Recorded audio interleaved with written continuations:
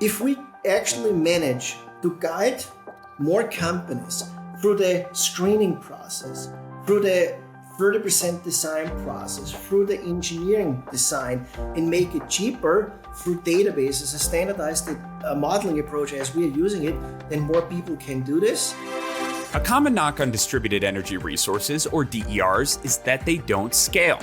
DERs uniquely provide resilience and defer grid upgrades, but their bespoke nature leads to highly customized and expensive projects compared to larger projects that offer more routine system designs. But what if DERs could capitalize on the same efficiencies that fueled the rapid deployment of utility-scale solar and storage? Small scale could go big, in a big way. I'm John Engel, Editor-in-Chief of Renewable Energy World and Power Grid International.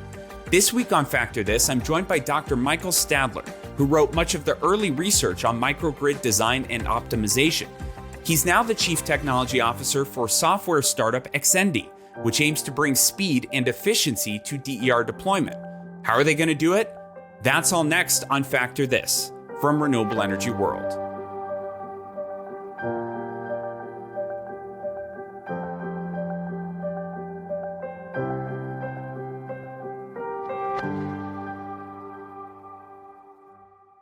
Michael Stadler, thanks so much for joining the Factor This podcast. It's great to see you. Good to see you. Thanks, John. Yeah, I'm really excited for this one because it has been a while since we've taken a deep dive into distributed energy resources on the show. And one of the biggest critiques of DERs that always seems to come up is that each project is incredibly unique and that scale favors the more straightforward projects at the utility scale level, both for design and costs.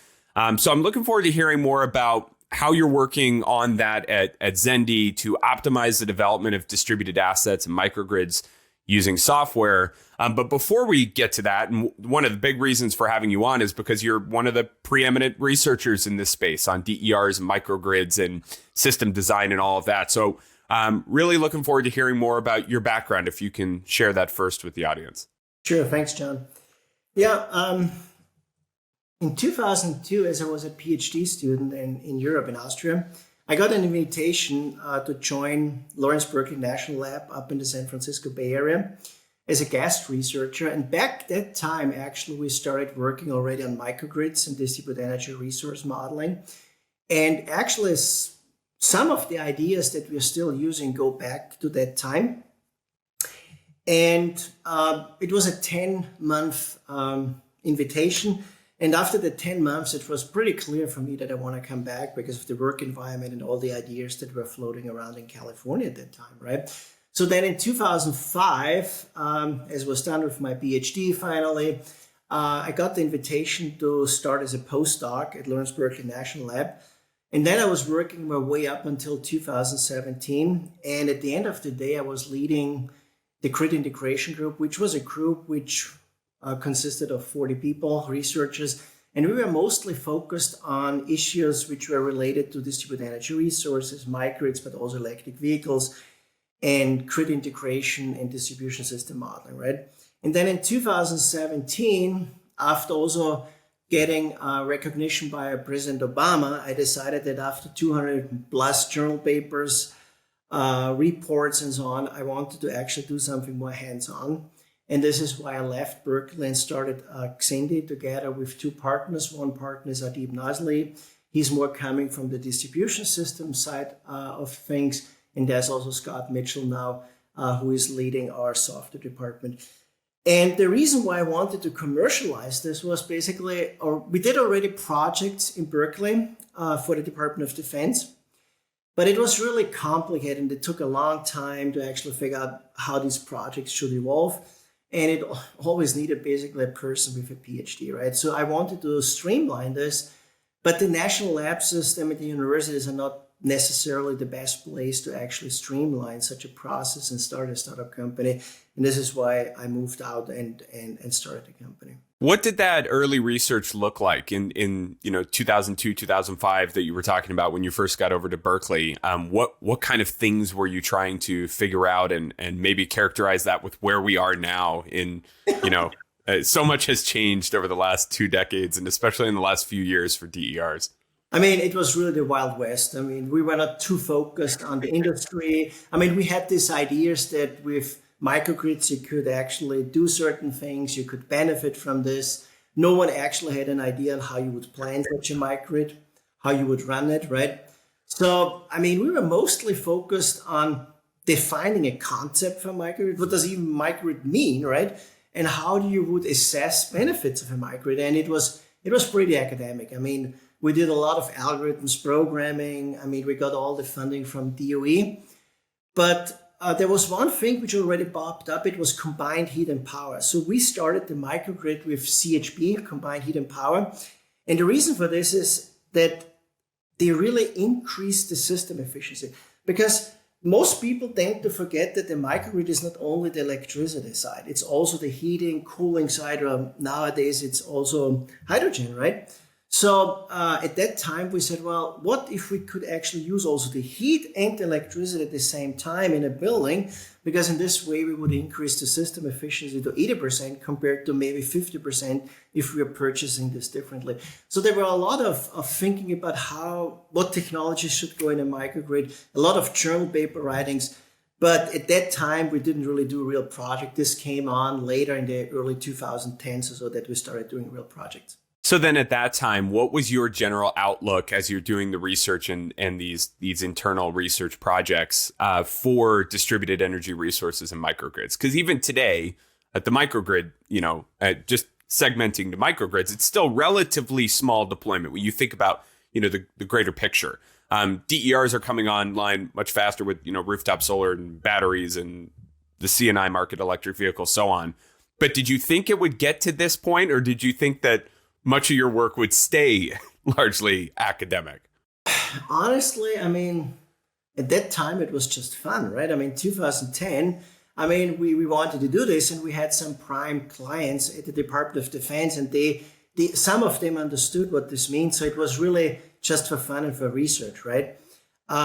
It just became more evident in the 2016-17 range when we started the company that this is really, to some extent, taking off. But 2010, it was really, some military sites were really interested in increasing the system efficiency, right? They were interested in putting in PV. They were interested in putting in some batteries. I mean, early 2010s, I mean, how big should a battery be that you reduce your cost, right? No one knew all these things. And it was really a process that took a year. I mean, we worked with engineering companies, 5 people from engineering companies, $500,000 in a full year to just figure out if a battery should go into a microgrid or no. And then they built this microgrid, which was, again, a long process. And then there was a lot of testing. So I would say, from my perspective, around 2016-17, it really became apparent that this could be a market. But until 2016, it was just really interested people, mostly in the military space. Well, and that hasn't necessarily changed a whole lot. Like the microgrid market is still pretty concentrated with DoD, right? Not necessarily, because especially in states like California, where resiliency and carbon reduction plays a big role, microgrids are really taking off to some extent. Of course, some see them a little bit more complicated to plan, but the reality is, the market is, I think it doubled just the last couple of years. And most of that market is really around photovoltaics, batteries, resiliency, and also some CHP systems or backup generation. So walk me through how you view this challenge of scale. The development process for large clean energy projects is largely routine now. I'll say that. I mean, for the most part, we know how to get those projects done. But DERs are still seen by many as inferior in some ways just due to that customized nature. Even though you get all that resiliency, we still don't accurately bake in resiliency to the overall, societal benefits and the reasons for having the project in the first place. But I digress. So that can lead to higher costs, obviously. How do you view that challenge, and why is it so important for us to get DERs to a point where it is as easy as deploying a utility scale project or something else? Well, I think the first part to this problem is really to understand what a microgrid is. And I already alluded to this. When we talk about these large wind farms, these large PV projects that you mentioned, it's true. They are standardized and companies really know how to do this. but they like it because those are big projects and they can make a lot of money with this, right? But the reality is we have more needs than just electricity because you have cooling needs. Should cooling be electricity, or can you maybe use cooling from solar thermal systems or waste heat from a fuel cell? So whenever you have multiple energy systems, microgrids are way more efficient than just a traditional electricity system. Because as I already said, we can use waste heat from a fuel cell, put it in an absorption chiller, use it for industrial needs, right? The second thing is transmission and distribution systems. I mean, they're really intense to build. And I mean, everyone who knows California knows how old the system is and how much actually would have to upgrade it, right? But that's not a cheap endeavor.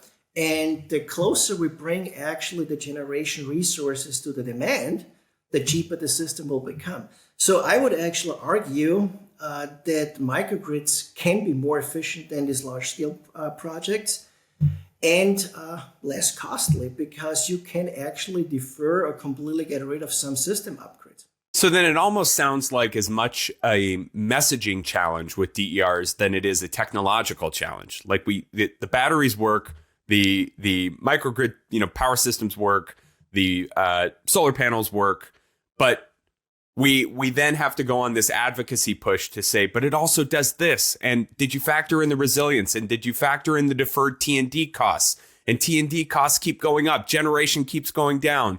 X, Y, Z, and so on and so forth. Is that how you see it too? And that we have just not fully appreciated the value of the asset and convinced enough people with power to accept that? I think it's true. I mean, it's the modeling approach and the complexity. I mean, it's true that it's easier to build one project with 10 megawatts than 10 projects with 1 megawatt, right? You have more overhead, you have more communication going on. But that's actually a reason why we need a standardized planning and integration approach, which makes it easier for more people and companies to think about microgrids than just doing these big projects, because the big projects can be a challenge. I mean, I'm living in San Diego, and a lot of people have a lot of opposition against these large PV farms because they look different, right? I mean, no one wants to have this large wind or PV farm in front of the house. So there's also an opposition against this, but it's easier to build them because companies are really trained for this. But if we actually manage to guide more companies through the screening process, through the 30% design process, through the engineering design, to the implementation control, and make it cheaper through databases, a standardized modeling approach as we are using it, then more people can do this. And we have less impact on the environment by these larger projects. And this is exactly why we're doing it. So I think you're absolutely right. It's a kind of educational thing and complexity thing, because people think, man, why do I have to deal with 10 projects and not with just one, right? But at the end of the day, and we have shown this and I will talk about this a little bit more about the Xendee approach, we can reduce the design costs by 90%. So early 2010, we were planning a microgrid with just a PV system and a battery for $500,000. Currently, you can easily do this with less than $20,000 and within a couple of days. So with some basic training, you at least can figure out if a certain site is viable for a certain technology option, right? But you couldn't do this a couple of years ago because there was no software for that. So paint that picture for us then. What does standardization for DER deployment look like to you? And we'll get into what Xendee is doing specifically, but this isn't even a commercial pitch for Xendee. It's more a conversation that recognizes the need for standardization for DERs really to take that step change and take advantage of the moment that we know there's demand there. We know there are rich incentives for distributed resources and the value they can add to our grid. But these are certain growing pains that we have to address. So how do you view standardization and be specific? What does that look like? Mm-hmm. So let's think a little bit about the whole process. And we did a lot of projects ourselves for the Department of Defense and other commercial entities.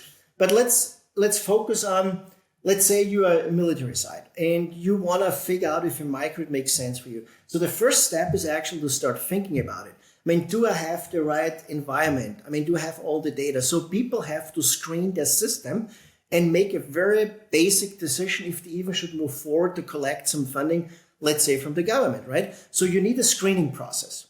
And most people just probably guess or had guessed in the past if they are a good candidate or not. Then if you pass that stage, you get into a kind of conceptual design phase or maybe 30% design, in which you have to collect more information. You need to know your load profiles, right? First problem, do I know my load profiles? Most people realize, I don't know it, right? Then they have to get some information about the potential for renewables. Do I know the solar radiation at that location? So an interface might be good to get that information, right? And when you have really figured that out, which can be a monthly process, then you go into the next step and you say, okay, I think this is a good site. We are convinced. Let's do the technical design. Technical design means you need to do distribution system modeling. You need to think about your transformers, right? When you figured that out and maybe you got the final money, you can implement the system. When it's implemented, you have to control it, right? And the reality is we have here multiple steps which can be either completely disconnected or they could be connected. And the problem starts if they're disconnected, because if they're disconnected, you do something in the screening phase, then you do something else probably, or a different company, something else in the conceptual phase, and then the engineering company does something completely different. Then you have the system in place, and then you purchase a controller, which is exactly the opposite that you were thinking of at the beginning. So you get a completely decoupled system, which actually kills every benefit that you could imagine, right? And this is why we said, well, we need to standardize, first of all, this process and use a technology which guides you from the beginning to the end, which means you need an integrated platform in which you can move data from one step to the next, one thing. The other thing is we also have to provide a lot of additional information which they would have to find manually, like what is my tariff? How do I get my tariff data? Do I know how to model my tariff data? What funding source should I use, right? What's the financial methodology to actually calculate my savings? There are multiple financial methodologies. You could do a net present value calculation. You could do an amortized capital cost approach. You could actually get third-party financing. Yeah? All these things will influence the outcome. And we are trying to guide and standardize the microgrid owner, developer, what it is from the beginning to the end to actually increase the benefits, or at least make sure that they're not losing too much benefits because of these decoupled problems. And so then does a developer work directly with you, or is this the end customer who is, exploring this opportunity? How do you guys fit into the kind of stack of players here? So at the moment, I think it's not fully settled. So it's a little bit still the Wild West. I mean, a lot of people want to do microgrids. They want to learn about this. So we talk with communities, then they realize they cannot do it, or they don't have the bandwidth. They need an engineering company. So the market for us is really from communities to engineering companies, EPCs. All these companies have some interest in using some pieces of our software at the moment. And then how does your software work once the asset is online? And how do you view the integration of, whether you're doing it today or you want to, the integration of the design build with the asset optimization and ongoing O&M needs? Is there value there in coupling and vertically integrating, as you mentioned? Absolutely. Because in the planning phase, you think about some rules, right? I mean, you want to do cost minimization. Maybe you want to do demand charge reduction, right? So all these things you already have in mind during the planning phase, and then the controller should do the same thing when it's implemented. And in other words, it's not only about the size of the battery during the planning phase, it's also how you envision to run it. And I mean, it's like you get a sports car and I get a sports car. We maybe probably get completely different mileage out of it because we're driving it differently. So what we're doing is when we plan a system, we already think about the future operation. And that future operation, of course, should somehow also be reflected in reality when the technology is implemented. So our technology gets moved from the planning phase into the operation phase by just using different data sets. So instead of using historic information, we use real-time information, the controller part. We use forecasting we forecast the load profiles, we forecast the weather output, and we're not optimizing, let's say for 1 year, we're optimizing just for the next 48 hours so that we can to some extent guarantee that we have a similar output as we had it during the planning phase, right? So we use the same math, the same physics in the background, just with different data sets. And this should actually help that the controller, as our controller, does similar things as we were planning for in the planning phase. How do you see the impact of artificial intelligence and machine learning into what you guys are doing in the long run? And how are you working on that? It's forecasting. So we really have put a lot of work into forecasting load profiles, renewable energy output, because a lot of these utility rates have demand charges, time of use rates, or even real-time pricing or market prices. And you have to predict very accurately what your peak will be within the next couple of hours, when you're using the most energy or the power, and how this will be aligned with your renewable energy output. Because if you miss a peak, let's say a demand charge just for 50 minutes, you might end up with $30,000 in this month if you're a larger entity with additional costs. So that's a very challenging process and takes a lot of AI. And this is why we're still testing this system. And I mean, this controller is the latest part in our product series, but a lot of this work actually goes into forecasting. Are there any technical barriers that still stand in our way in reaching this kind of dream state of scalable DERs that you guys are working on or kind of tussling around with? I'm not sure if it's so much a technical challenge and more like an educational challenge. Because universities are really not teaching a lot about microgrids. I mean, it's this traditional approach of electrical engineering, right? I mean, you have this centralized power systems, and that's what's still getting taught. But we need some people who really understand the end user, understand the microgrids and how to model this. And this is also the reason why we are working with multiple universities on educating students. So with Arizona State University, we have a program running, and they actually teach attendees, students on microgrid topics, on how to do modeling. And of course, they can do it with Xendee, but it's not necessarily needed to do this with Xendee, right? And Adib and myself, we were also teaching at San Diego to just educate people around this, right? But in terms of technical challenge, I mean, when it comes to really integrating such a system, it's all about open communication. It's very easy to plan such a system because I can assume that I can talk to my battery, right? I can assume that I talk to my EV charger. But in reality, when the system hits the ground, I need to be able to talk to the charger. And here, open standards and protocols and formats are really important so that we can enable this free communication. This is where we put a lot of work currently, and also with our partners to standardize this, or at least standardize in a certain communication protocol that we can do that. What have you yet to integrate into your platform that you would still like to? Are there any other opportunities that are hanging out there that you see as ripe for bringing into the fold? Given that you talked about working on the technical engineering optimization pieces, but also the financial modeling and how to best structure those agreements. Those seem like otherwise siloed operations in the development process. So is there anything else out there that you could still grab? Well, it's a never-ending story, I would say. because I mean, on a daily basis, subsidies get changed, right? Tariffs are getting changed. There are new incentives from the government. So we are actually constantly trying to add new incentives. I mean, there's NEVI funding, right? There's other stuff coming out from the federal government. So we are constantly trying to update all these databases to make it easier for the user. Because at the end of the day, if it's just in a database, then it's easier for the user and to be faster, right? Because if they would have to look this up, it takes forever, then you make a mistake. So we are really putting a lot of work into tariff databases. We have really good capture tariffs for the United States, but outside of the United States, we are still working on this.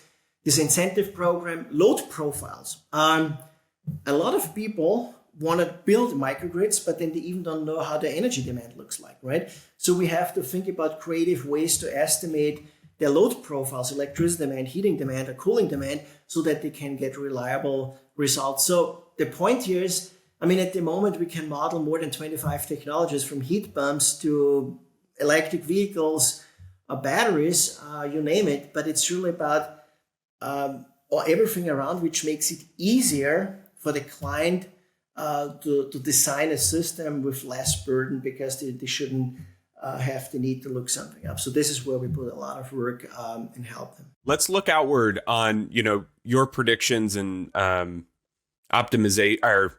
optimism around microgrid deployment. You were talking about the doubling in California and growth there. Where are the greatest opportunities right now? Who is most interested in microgrid projects, and how do you see all of this evolving maybe in the next 3 to 5 years in terms of adoption? How do we go from, a somewhat small population to much larger? I mean, we see that vendors for technologies are really picking it up. I mean, we know that manufacturers for PV systems, battery systems, and EV chargers are actually connecting the dots. And especially electric vehicles could be a game changer here.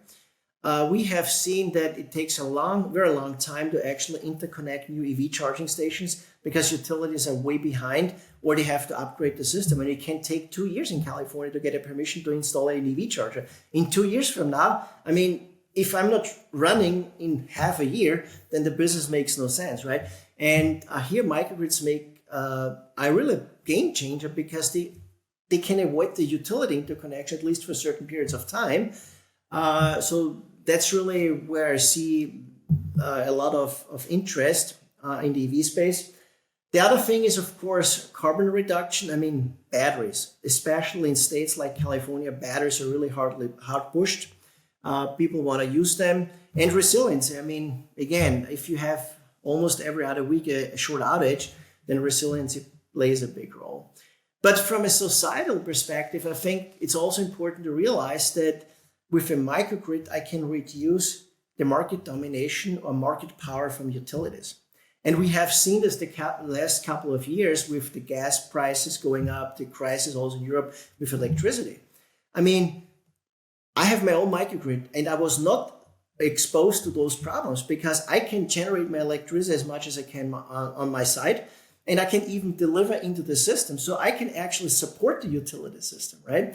And this can contribute to actually reduce societal costs, and at the same time reduce market power from utilities.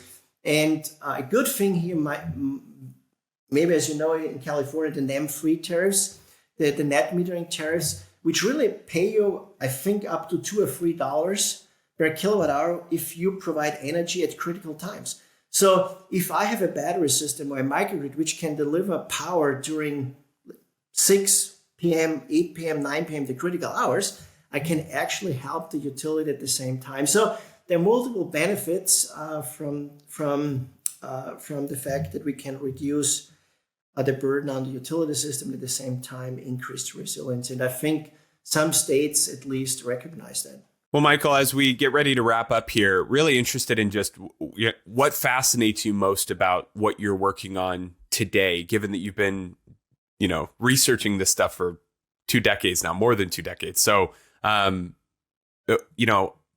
you still get excited about these incremental advancements? Does it feel ever mundane at times? Because on the outside looking in, it looks like a lot of cool things are happening, and a lot of growth is being experienced. And I think distributed energy resources getting to a point of scale where we can kind of point and click, so to speak, to get these things designed and implemented using software and artificial intelligence. I think that can be a real game changer for how we look at energy systems and designing all of this.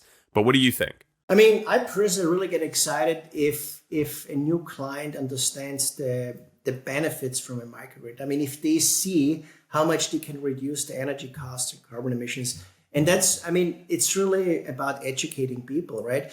And when we realize at Xendee that a new client actually realizes how much power he or she has to reduce costs and being independent, is just a good feeling. And it's really making people happy and making them realize that they can do something here, not only be subject to the utilities or depend on the utilities. Because a lot of people are frustrated, right? I mean, they want to build EV chargers, but it's extremely expensive. I mean, in California, in Southern California, I mean, we pay 85 cents per kilowatt hour. I mean, how do you want to build an EV charger business with such a utility rate? Yes, utilities give you a discount, but if they realize that with microgrids, they are a little bit more independent and have more freedom, it's really a good feeling. So you don't miss writing those hundreds of research papers that go into academic journals anymore? No, not really. Michael Stadler, great to talk to you, and thanks for joining the podcast. Thanks for having me. Thank you.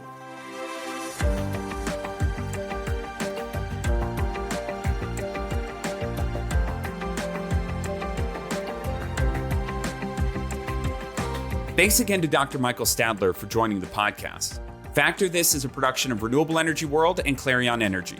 Join us every Monday as we break down solar's biggest stories with industry leaders who actually move the needle.